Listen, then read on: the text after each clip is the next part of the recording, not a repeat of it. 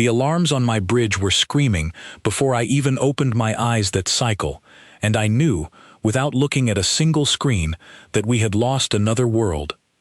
My name is Vantor Cell, and I served as a fleet officer in the Cathari Defense Force during the darkest years of the war against the Skarn Dominion. I want you to understand something before I tell you the rest of this story. We were not weak. We were not cowards. We had fought for 3 long cycles with everything our people could build, everything our scientists could invent, and everything our soldiers could give. And still, we were losing. That morning, the main display above my command chair showed a red line creeping across our star charts, marking every world the Skarn had taken from us. The line had grown every single week for the past year. My second officer, a quiet and steady woman named Priyan, stood beside me with her hands folded tightly behind her back, the way she always did when she did not want me to see them shaking. "Report," I said, though I already knew what she would say. "The outer colony at Ressa Station has gone silent," Priyan said. "No signal for 6 hours. Fleet Command believes it has fallen." I did not answer right away. Ressa Station had been home to nearly 200,000 of our people. Farmers, engineers, teachers, children. Now it was simply a name on a casualty list, one more mark on a map that seemed to only grow darker. I want to explain who the Skarn were, so you understand why this felt so hopeless. The Skarn Dominion was not a young empire stumbling into war by accident. They had conquered dozens of systems long before they ever found us. Their ships were faster than ours. Their weapons cut through our shields like they were nothing more than mist. Their soldiers did not hesitate, did not retreat, and did not show anything that resembled mercy. They came in waves, and no matter how many waves we destroyed, more always followed.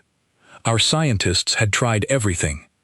New shield frequencies, new weapon designs, new tactics pulled from ancient battles fought long before any of us were born. Nothing worked for long. The Skarn adapted faster than we could invent.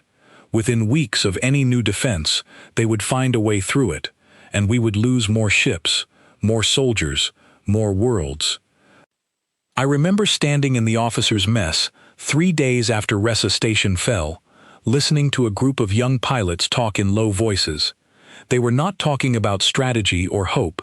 They were talking about their families, about what might happen if the front line reached their home systems. One of them, a young man named Dolan, asked quietly if anyone thought we could actually win this war.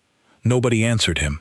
The silence in that room told me everything I needed to know about where we stood. Fleet Command had grown desperate enough to reach out beyond our own alliance for help. We had spent months trying to convince other nearby species to join our cause, but most of them saw the Skarn advance and decided it was safer to stay hidden, to hope the war would pass them by before it ever reached their borders. I did not blame them. I might have made the same choice, if I had that option. Then, one afternoon, a message arrived that changed everything, though none of us understood it yet. I was called into a briefing room on the flagship, along with several other senior officers. The room was tense, filled with the kind of quiet exhaustion that had settled over almost everyone in the fleet by that point. Admiral Corvai stood at the front, her expression unreadable as always, though I had served under her long enough to see the tightness at the corners of her eyes. "We have made contact with a new species," she said. "They call themselves humans. Their homeworld is a single planet called Earth, located on the far edge of known space. They are young, technologically speaking. Their fleet is small, but they have agreed to send military support." A murmur passed through the room. I remember feeling something close to disappointment. A single planet. A young fleet. It sounded like nothing more than another polite gesture from a species too small to matter, the kind of offer that looked good in a diplomatic report, but would do nothing to change the tide of a war this large. "How many ships?" asked one of the other officers, a broad-shouldered man named Tessic. "Their first deployment will be modest," Admiral Corvai said. "A single battle group. Consider it a test of cooperation, nothing more." I remember exchanging a glance with Priyan. Neither of us said anything, but I could see the same thought behind her eyes that sat behind mine. We did not need a test of cooperation. We needed a miracle, and a handful of ships from an unproven species did not feel like one. Still, orders were orders, and 3 days later, I stood on the observation deck of my ship as the human fleet arrived through the jump corridor near our staging point. I watched the sensors carefully, half expecting something impressive despite my doubts. What I saw instead left me quietly unimpressed. Their ships were smaller than ours, rougher in design, with hulls that looked patched together rather than elegantly built. There was no grace to their formation, no smooth precision in the way they moved into position. Compared to the sleek, disciplined lines of a Kothari fleet, or the terrifying uniformity of a Skarn attack wave, the human ships looked almost improvised. "That's it?" Brienne asked from beside me, her voice flat. "That's it," I said. I remember feeling a strange mixture of things in that moment. Disappointment, certainly, but underneath it, something else, something I could not quite name yet. A small, stubborn curiosity about what kind of species would send so little help into a war this large, and still call it an alliance. I did not know then that those unimpressive ships carried something far more dangerous than any weapon we had ever built. I did not know that within a matter of weeks, everything I believed about strength, about hope, and about what it meant to refuse defeat would be completely and permanently changed. That evening, I filed my official assessment of the human fleet for Admiral Corvi. I wrote that their technology was unremarkable, their numbers insufficient, and their impact on the war likely to be minimal. I signed my name to that report with complete confidence. I would spend the rest of the war trying to forget I ever wrote it. The following morning, I was informed that I had been assigned as the official liaison officer between our fleet and the newly arrived human battle group. I remember feeling a flicker of frustration at the assignment. I had hoped for a combat posting, something that might actually make a difference in the fighting. Instead, I would be spending my days observing a small group of untested soldiers from a planet most of our people had never even heard of before that year. I did not yet understand that this assignment would show me something no battle ever could. I gathered my things, boarded a shuttle, and made my way toward the human vessel that would serve as their command ship for the coming campaign. As the shuttle doors opened and I stepped onto their deck for the first time, I had no idea that I was about to witness the beginning of something that would change the course of the entire war. I only knew that the war we were fighting felt unwinnable, and that somewhere behind me, another world was likely falling silent on the map, joining the long red line of everything we had already lost. The first human I ever spoke with face to face was a woman named Laura Bennett, and she nearly made me drop the data tablet I was carrying within the first minute of our conversation. I had walked onto the human command ship expecting formality, the kind of stiff military courtesy I was used to from officers in my own fleet.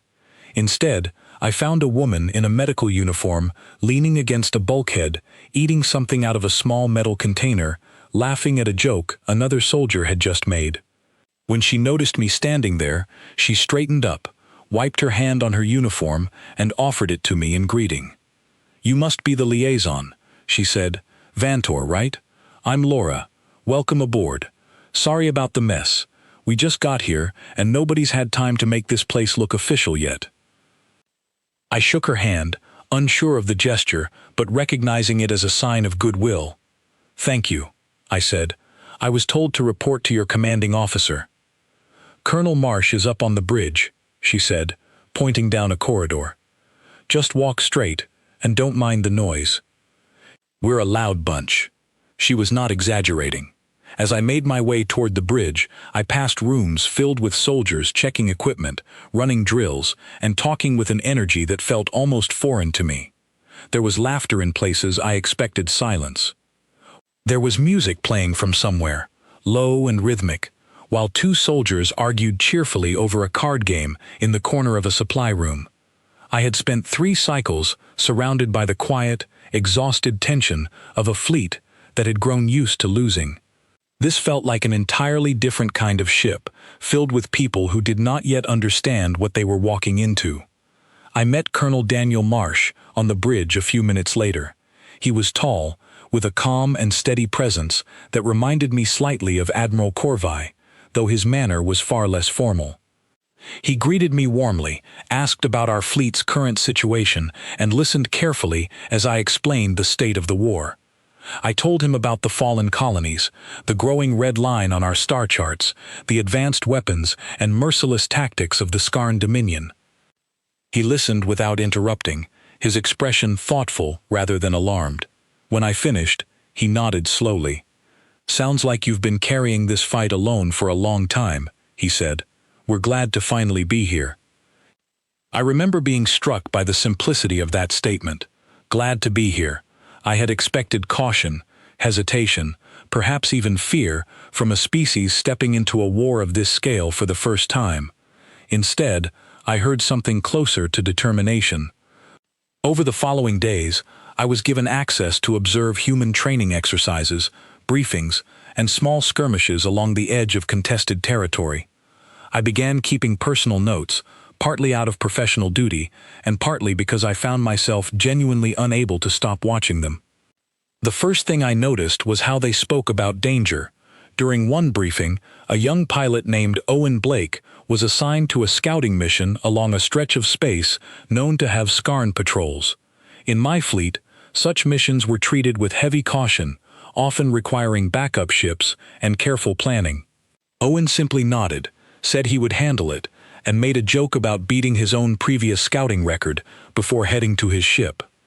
I asked Laura about this later, curious whether such behavior was unusual even among humans. "That's just Owen," she said, smiling. "He jokes before every mission. Some people process fear that way.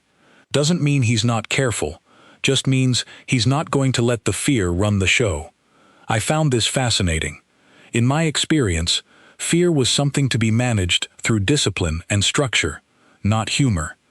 Yet the human soldiers I observed seemed to use laughter and lightness as a kind of shield, something that let them function clearly even in dangerous situations. The second thing I noticed was their refusal to leave anyone behind. During a supply run near a contested outpost, a small human transport was struck by debris from a nearby skirmish, damaging its engines and stranding it in open space. Standard fleet protocol, the kind I had followed my entire career, would have called for a calculated risk assessment before sending a rescue ship into a potentially dangerous area. The humans did not calculate. Within minutes, 2 ships were already moving toward the stranded transport, piloted by soldiers who had volunteered before anyone even finished explaining the situation. I watched from the human command ship as Colonel Marsh authorized the rescue without hesitation, his tone calm but absolutely certain.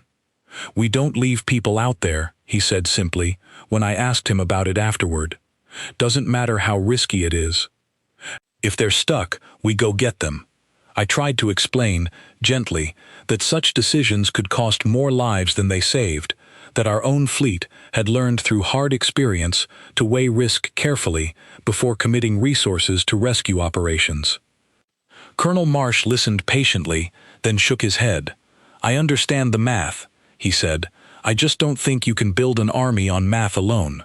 People need to know that if something goes wrong, someone's coming for them. That matters more than you'd think." I did not fully understand what he meant until the skirmish at Halden's Ridge, a small outpost near the edge of contested space, roughly 2 weeks after the human fleet's arrival. A joint patrol had been sent to monitor Skarn movement near the outpost, a routine assignment meant to gather information rather than engage in direct combat. The patrol included a handful of Cathari ships and a small human ground unit stationed at a listening post on the outpost surface, led by a young officer named Grace Ellis. What should have been a quiet observation mission turned into something far more dangerous when a Skarn scouting force, far larger than expected, arrived unexpectedly near the outpost.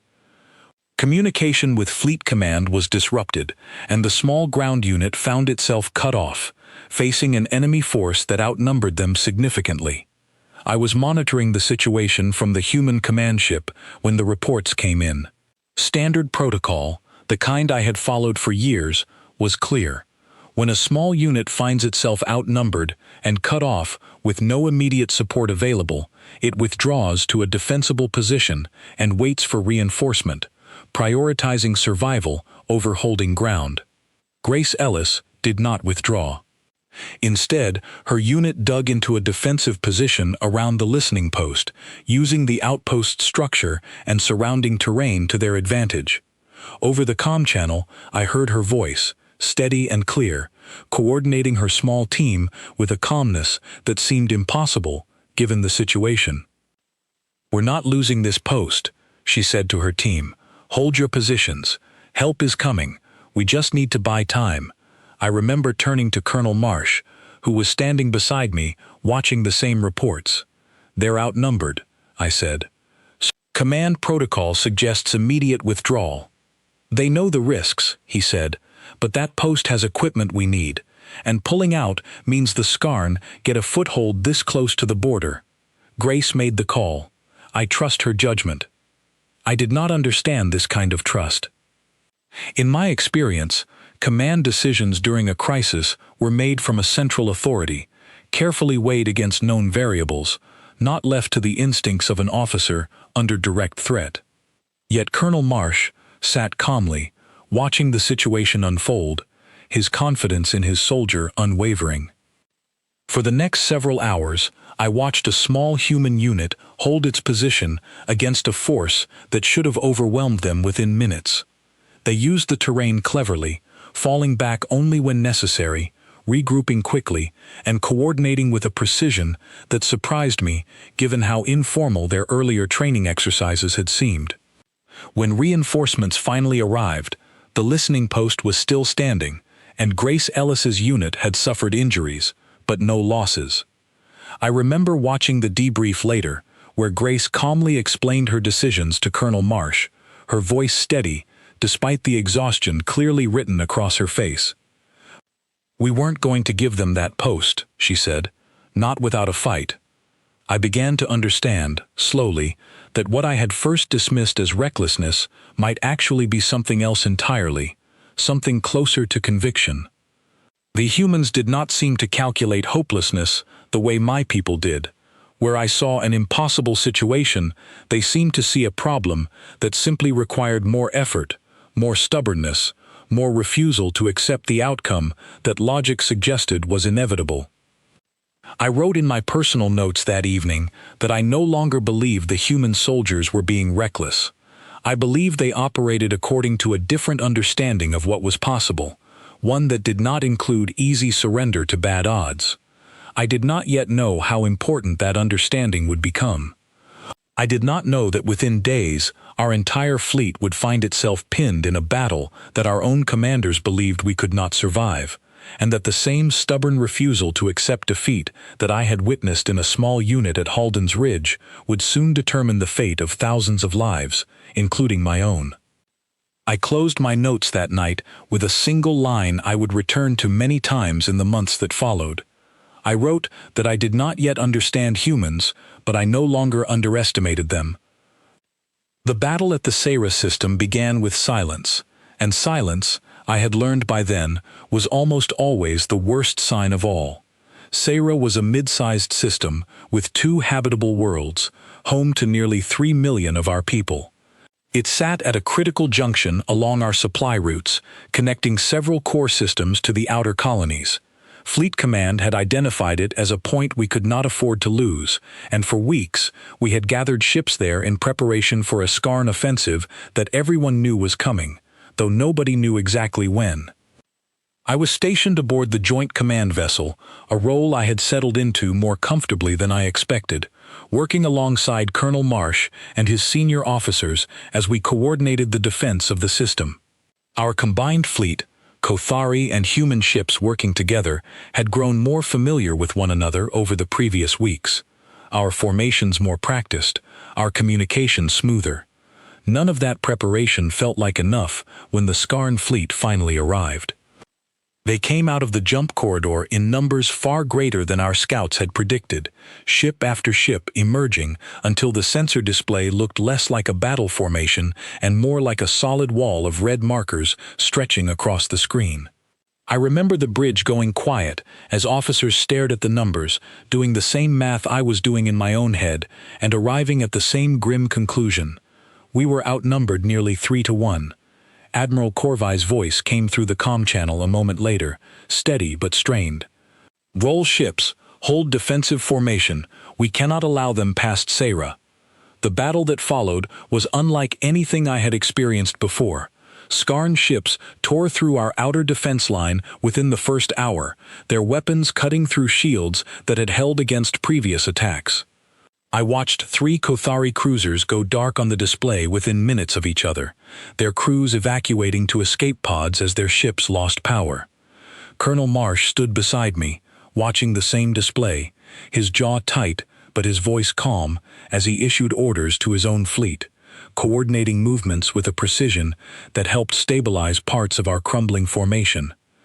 For nearly 2 hours, we held the line, trading ships for time, hoping reinforcements from nearby systems would arrive before our defenses collapsed completely. They did not arrive in time. I remember the moment Admiral Corvai's voice returned to the comm channel, and I remember the exhaustion in it, the kind of exhaustion that came from a commander who had run out of options. "This position is no longer defensible," she said. "All ships are ordered to withdraw." Repeat, all ships withdraw from the Sarra system immediately. It was the correct decision. I understood that even as I heard it. Continuing to fight against those numbers would have meant losing our entire combined fleet, along with any chance of protecting other systems further along our supply lines. Retreat meant losing Sarra, but it meant preserving the ships and soldiers who might defend the next system, and the one after that. I turned to relay the order to Colonel Marsh, expecting him to begin coordinating his fleet's withdrawal alongside ours. He did not move. "Colonel," I said, "the order has been given. We need to withdraw." He was quiet for a long moment, his eyes fixed on the tactical display, watching the red markers continue to push through our weakening defensive line. When he finally spoke, his voice was calm, but there was something underneath it, something I had not heard from him before. "There are still nearly 200,000 civilians on the surface of Sarra's second world," he said. "Evacuation transports haven't finished loading. If we pull the fleet now, those transports are exposed. The Skarn will destroy them before they clear the system." I checked the reports myself, and he was right. The evacuation had been slower than planned, delayed by damage to the orbital platforms coordinating the transport schedules. Thousands of civilians were still waiting for transports that had not yet completed loading, transports that would be completely vulnerable the moment our fleet withdrew and left the system undefended. "Admiral Corvai has ordered a full withdrawal," I said. "The fleet cannot hold this position." "Then the fleet withdraws," Colonel Marsh said, "but my forces are staying until those transports clear the system." I stared at him, unsure I had understood correctly. "Your fleet is outnumbered even more severely without Kothari support," I said. "Remaining here without reinforcement is not a calculated risk. It is almost certain destruction." He turned to look at me then, and I remember the expression on his face clearly, because it was not the expression of a man making a reckless decision. It was the expression of a man who had already made peace with a difficult choice and simply needed me to understand it. "I know the odds," he said. "I'm not asking anyone to stay who doesn't want to. But I'm not leaving those people down there to die because we ran the numbers and decided it wasn't worth the risk. That's not what we came here to do." He turned to his communications officer. "Open a channel to the fleet." What followed was not a formal order, not the kind of structured command I was used to hearing on a battlefield. It was simple, direct, and completely unlike anything I had witnessed in 3 cycles of war. "This is Colonel Marsh," he said, his voice carrying across every human ship in the system. "Command has ordered a withdrawal, and that's the right call for the Kothari fleet. But we've got people still on the ground who aren't clear yet. I'm staying to cover those transports until they're out. Nobody has to follow me. If you want to pull back with the main fleet, do it, and no one will think less of you for it. But if you're willing to hold this line a little longer, I could use you." There was a pause on the comm channel, brief but heavy, and I found myself holding my breath, unsure of what would happen next.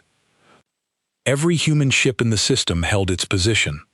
I do not have words strong enough to describe what I felt in that moment, watching a fleet of ships, badly outnumbered, choose to stay in a battle that our own commanders had already declared unwinnable. I felt fear for them, certainly, but underneath that fear, something else began to take root, something that felt almost like hope, though I did not yet dare to name it that. Admiral Corvai's voice returned to the channel, sharp with concern. "Colonel Marsh, you are ordered to withdraw with the rest of the fleet. This is not a request." "With respect, Admiral," he replied, "my forces don't fall under your direct command. I understand the risk, and I'm taking full responsibility for it. We're staying until those civilians are clear." I do not know what Admiral Corvai felt in that moment, but after a long pause, her voice returned, quieter than before. "Then, Kothari support ships will remain to assist with evacuation coordination. The rest of the fleet withdraws as ordered. I volunteered to stay as well, along with Priyan and a handful of support crews, coordinating evacuation logistics from the joint command vessel while the human fleet moved to cover the remaining transports. What followed was the most intense battle I had ever witnessed, and one I will never fully forget. The human ships did not fight like a fleet trying to win a war of attrition. They fought like a fleet trying to buy time, and every decision reflected that singular purpose. Owen Blake led a squadron of small fighters directly into the heart of the Skarn formation, drawing their attention away from the evacuation corridor, weaving through enemy fire with a precision that seemed to defy the danger surrounding him. I watched through the tactical display as human pilots executed maneuvers that should have been impossible, flying close enough to Skarn vessels to disrupt their targeting systems, buying precious seconds for the transports below to complete their loading and begin their ascent toward the evacuation point. Grace Ellis, who I had last seen coordinating a defensive stand at Halden's Ridge, now commanded a boarding team that moved to disable a Skarn command vessel directly threatening the evacuation corridor. I listened to the comm chatter as her team moved through the enemy ship, working with a coordinated comm that felt almost unreal given the danger surrounding them. "We're in," Grace reported, moving to disable their weapons control. Minutes later, the Skarn command vessel went dark, its weapons falling silent, giving the evacuation transports a critical window to clear the system safely.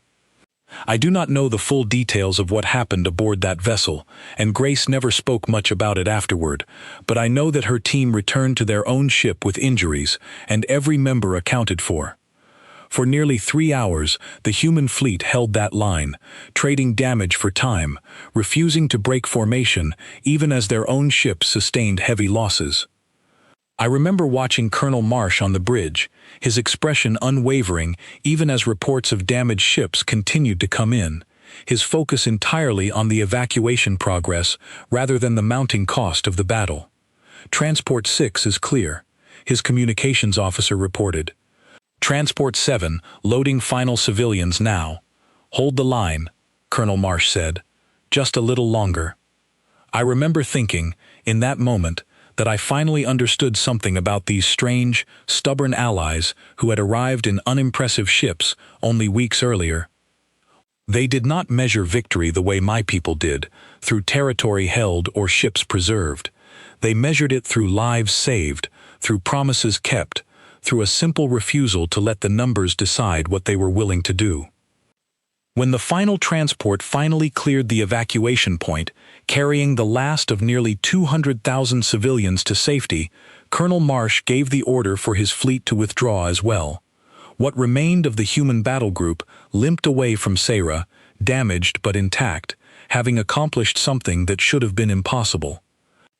I later learned that the Skarn advance through Sarra had been slowed significantly by the unexpected resistance, giving our forces critical time to reinforce nearby systems and prevent the breach from spreading further along our supply lines. The system itself was eventually lost, but the delay purchased by that battle changed the shape of the war that followed.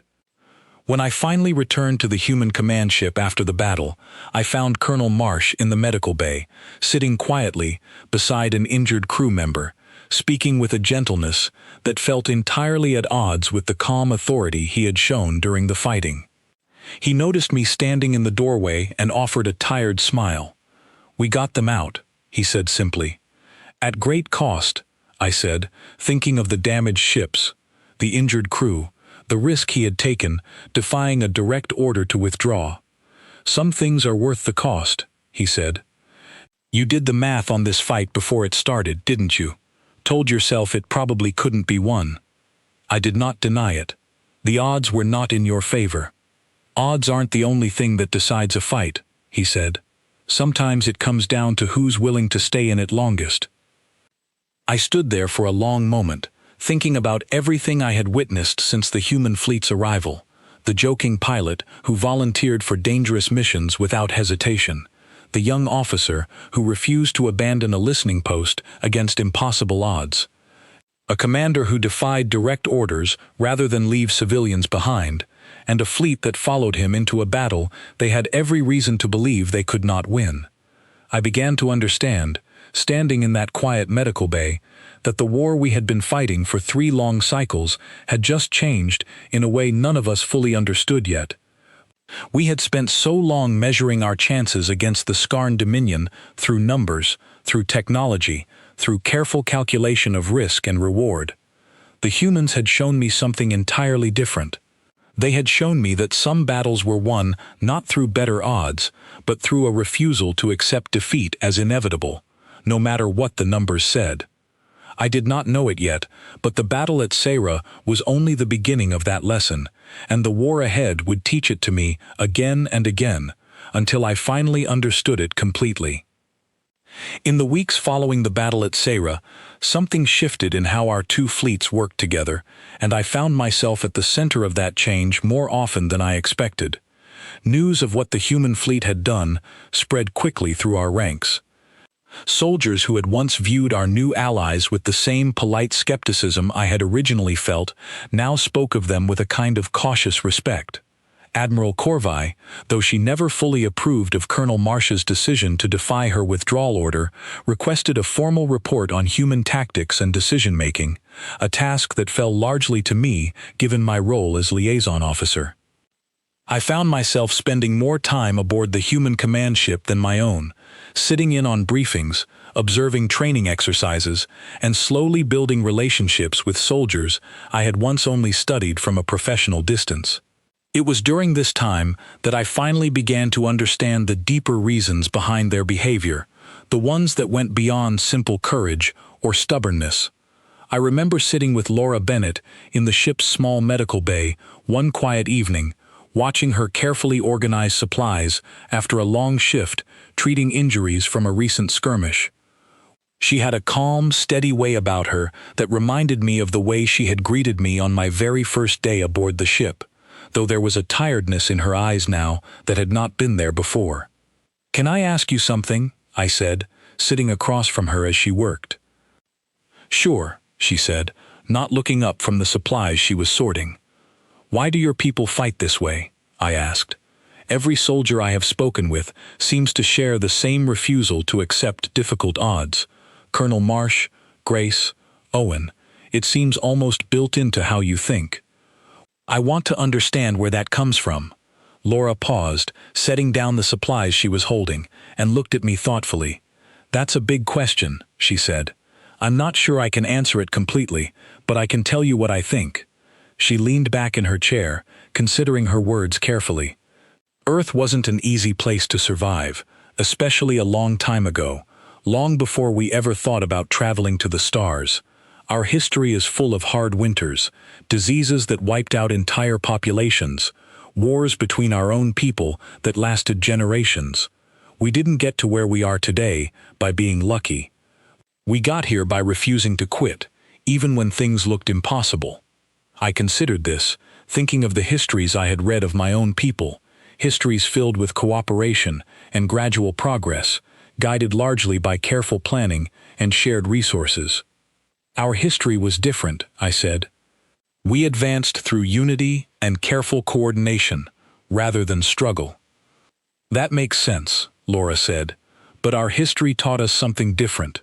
It taught us that giving up usually means dying, and that sometimes the only way through a hard situation is to keep pushing, even when the odds say you shouldn't. That kind of thinking gets passed down, generation after generation, until it just becomes part of who you are. I thought about Grace Ellis holding her position at Halden's Ridge, refusing to withdraw despite being outnumbered. I thought about Colonel Marsh defying a direct order to protect civilians he had never even met. I began to understand that what I had originally interpreted as recklessness was actually something deeply rooted, a pattern of thinking shaped by countless generations of hardship and survival. Doesn't that kind of thinking get people hurt? I asked. Surely there are times when your soldiers push forward when retreating would have been the wiser choice. Laura nodded slowly. Absolutely, she said. We've lost people because someone refused to back down when they probably should have. It's not a perfect way of thinking, but it's also won us fights that should have been impossible to win. I think that's just the trade-off. You get incredible courage, but you also get a lot of stubbornness that sometimes goes too far. I found myself thinking about this conversation for days afterward, turning it over in my mind as I watched more of the human soldiers at work. I began to notice smaller details I had missed before. The way Owen Blake always checked on his fellow pilots after a mission, regardless of how tired he was. The way Grace Ellis trained new soldiers with patience, repeating instructions calmly even when they made the same mistakes multiple times. The way Colonel Marsh remembered small details about every soldier under his command, their families, their hometowns, the reasons they had chosen to fight. I began to understand that human courage was not simply about ignoring danger. It was tied to something deeper, a sense of connection and responsibility toward one another that seemed to run through everything they did. One afternoon, I spoke with Owen Blake directly, curious about his own experience of the battle at Sarra. He had been among the pilots who drew Scarn fire away from the evacuation transports, flying maneuvers that had seemed almost suicidal from where I watched on the tactical display. "Were you afraid?" I asked him, as we sat together in the ship's small recreation area.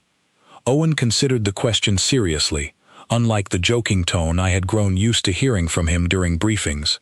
"Yeah," he said, "I was terrified.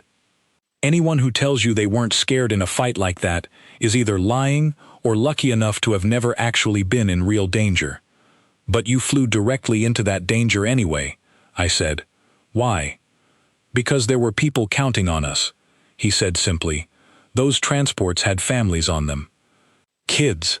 I kept thinking about my own family back on Earth and how I'd want someone to do the same thing if it was them stuck down there. Fear doesn't go away just because you decide to act anyway. You just decide the thing you're protecting matters more than the fear does." I thought about this for a long moment. "In my experience," I said, "fear is usually something to be managed through careful planning and discipline, something to be reduced through preparation rather than accepted." "Maybe that works for some things," Owen said, "but in a fight like that, there's no plan that gets rid of the fear completely. You just learn to fly through it anyway. That's kind of the whole point." I began to realize that what made the human soldiers so effective was not the absence of fear, but their willingness to act despite it, driven by a sense of duty toward one another that felt almost instinctive rather than trained. It was a different kind of strength than the discipline I had been taught to value throughout my career, but it was no less powerful, and in many ways it seemed to inspire a level of loyalty and cohesion among their soldiers that I had rarely witnessed elsewhere. I shared much of what I had learned in my formal report to Admiral Corvi, though I struggled to fully capture the depth of what I had observed within the structured language expected of a military assessment. I remember her reading through my report carefully, her expression thoughtful as she reached the final section. "You admire them," she said, looking up at me.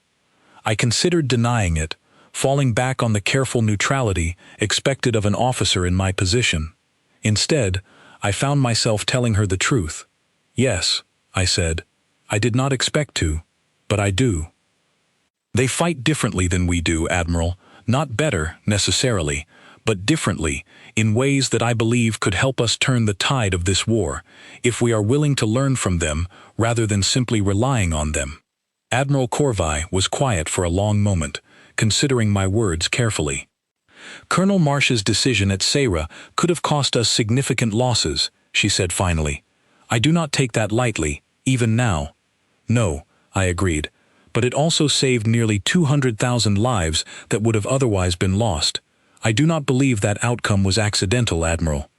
I believe it reflects something fundamental about how they approach difficult situations, something our own strategies have been missing." She nodded slowly, setting the report aside. "Perhaps it is time we learned to fight a little more like our new allies," she said. In the weeks that followed, I noticed subtle changes throughout our fleet. Kothari officers began incorporating aspects of human tactics into their own strategies, particularly around rapid response and small unit coordination. Joint training exercises became more common, with human and Kothari soldiers learning from one another rather than simply operating alongside each other as separate forces. I remember watching one such exercise where Grace Ellis worked directly with a group of young Kothari soldiers, teaching them techniques for holding defensive positions under pressure. Her patience and calm instruction reminded me of our earlier conversation, and I found myself smiling slightly as I watched her repeat instructions for the third time to a soldier struggling to understand a particular maneuver. "You're not going to get it perfect the first time," she told the young soldier. "Nobody does. Just keep trying until it clicks." It was such a small moment, but it captured something essential about what I had come to understand over the previous weeks. The strength the humans brought to this war was not simply their willingness to fight against impossible odds. It was their belief that effort and persistence could overcome nearly any obstacle, a belief that seemed to spread naturally to everyone who worked alongside them. I began to feel, for the first time in a very long while, something that felt dangerously close to genuine hope. The war against the Skarn Dominion was far from over, and countless challenges still lay ahead of us. But watching our two fleets grow stronger together, learning from each other's strengths, I began to believe that perhaps the outcome of this war was not as certain as I had once feared. I did not yet know how significant that hope would become, or how soon it would be tested again, but for the first time since the war began, I allowed myself to believe that victory, however distant, might actually be possible. 2 cycles after the battle at Sarra, I stood on the observation deck of a combined fleet flagship, watching final preparations for an assault that would decide the outcome of the entire war, and I found myself thinking back to the first time I had watched human ships arrive through the jump corridor, unimpressive and small, and how little I had understood then about what they truly carried with them. The war had changed dramatically since that day. What had once been a slow, grinding retreat against an overwhelming enemy had gradually become something else entirely. Following the lessons learned at Sarra, our combined forces had adopted new strategies, blending Kothari discipline with human resilience in ways that had begun to shift the balance of the conflict. World after world that we had lost to the Skarn Dominion was slowly retaken, our combined fleets pushing back against an enemy that had once seemed unstoppable. The Skarn had not expected this kind of resistance. Their tactics had been built around overwhelming their enemies through sheer force and relentless pressure, a strategy that had worked against countless other species before they ever encountered humanity. But the humans did not break under pressure the way their previous enemies had. If anything, pressure seemed to make them more determined, more focused, more unwilling to accept anything less than victory. I had spent the past 2 cycles working closely alongside Colonel Marsh, Laura Bennett, Owen Blake, and Grace Ellis, along with countless other human and Kothari soldiers who had grown from cautious allies into something closer to a unified fighting force. I had watched young Kothari officers adopt the calm resilience I had first witnessed in Grace Ellis. I had watched human pilots learn the careful discipline and coordination that had always been a hallmark of Kothari fleet tactics. Slowly, patiently, our two species had built something stronger than either of us could have created alone. Now, we stood on the edge of the final major campaign of the war, preparing to move against the Skarn homeworld itself, the source of the empire that had brought so much suffering to countless systems across known space. I found Colonel Marsh in the ship's briefing room, studying tactical displays alongside Admiral Corvi, the two of them working together with a familiarity that would have seemed impossible when this alliance first began. I remember thinking, as I watched them, how far we had come from those early days of cautious skepticism and unfamiliar cooperation. "Vantor," Colonel Marsh said, noticing my arrival. "Good timing. We're finalizing the approach for tomorrow's assault." I joined them at the display, studying the tactical layout of the Skarn homeworld's defenses. It was heavily fortified, protected by layers of orbital platforms and a significant portion of what remained of the Skarn battle fleet. It would be the most difficult engagement of the entire war, and everyone in that room understood the stakes involved.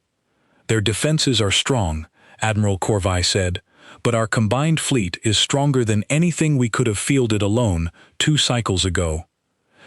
I believe we have a genuine chance of success." I looked around the room at the officers gathered there, Kothari and human alike, working together with a shared sense of purpose that would have seemed impossible when I first stepped onto Colonel Marsh's command ship as a skeptical liaison officer.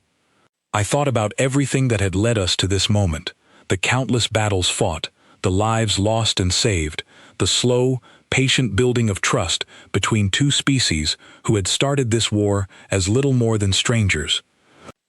Later that evening, I found myself walking through the ship's corridors, observing the quiet preparations of soldiers readying themselves for the following day's assault. I passed Laura Bennett, organizing medical supplies with the same calm focus I remembered from our very first conversation. I passed Owen Blake checking over his fighter one final time, joking quietly with a fellow pilot despite the seriousness of what lay ahead. I found Grace Ellis training a group of young soldiers, both human and Kothari, running through defensive drills with the same patient determination she had always shown. None of them seemed afraid, though I knew, from everything I had learned about humans over the previous 2 cycles, that fear was very much present beneath their calm exteriors.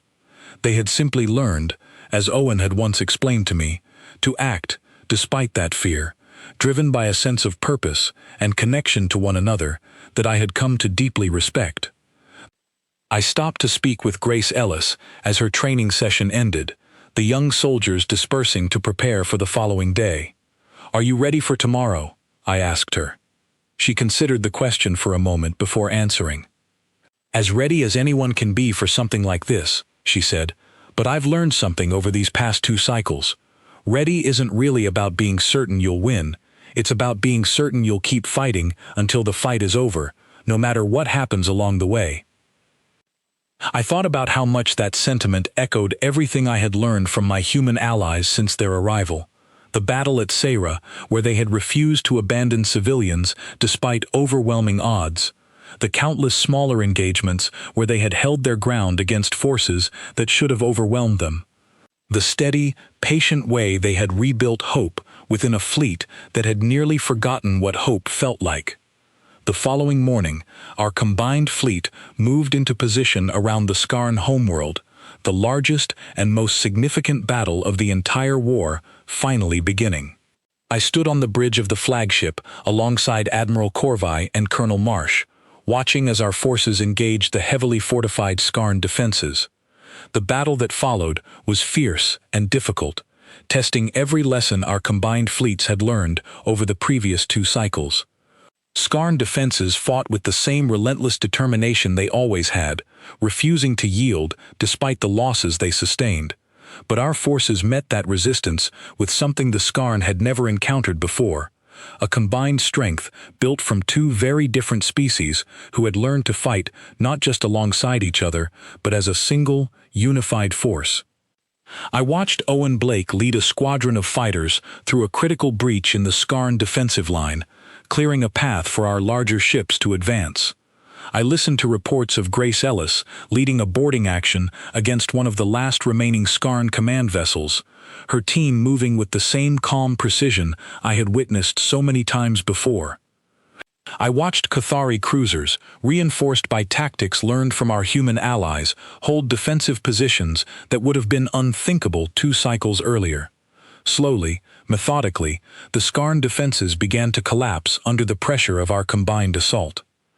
Their command structure, built around overwhelming force and relentless pressure, had no answer for an enemy that simply refused to break, no matter how difficult the fight became.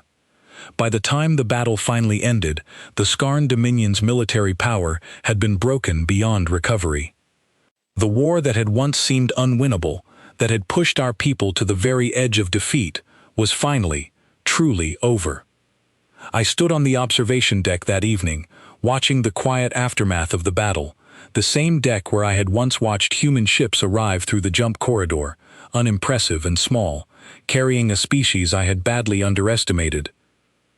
Colonel Marsh joined me there, his uniform marked by the long day's fighting, his expression tired but calm.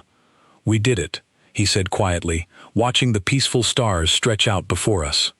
"You did it," I said, "all of you. I do not believe we would have found our way to this moment without your people standing beside us." He shook his head slightly. "We did it together," he said. "That's the whole point, Vantor. None of this works without both sides bringing something the other one doesn't have." I thought about everything I had witnessed since that first cautious meeting aboard his command ship, the strange, stubborn courage that had once confused me, the refusal to accept defeat, even when every calculation suggested it was the only reasonable outcome. The deep, quiet loyalty that bound human soldiers together in ways I had never fully understood until I saw it in action, again and again, across countless battles. I thought about the report I had written on the day the human fleet first arrived, the one where I had confidently declared their impact on the war likely to be minimal. I thought about how completely and how thoroughly I had been wrong. We had not simply gained an ally in this war. We had gained something far more valuable, a species that did not know how to accept defeat as inevitable, no matter how impossible the odds appeared. A species that had shown us, through countless acts of quiet courage, that sometimes the difference between losing and winning was not found in superior technology or greater numbers, but in a simple, unbreakable refusal to stop fighting.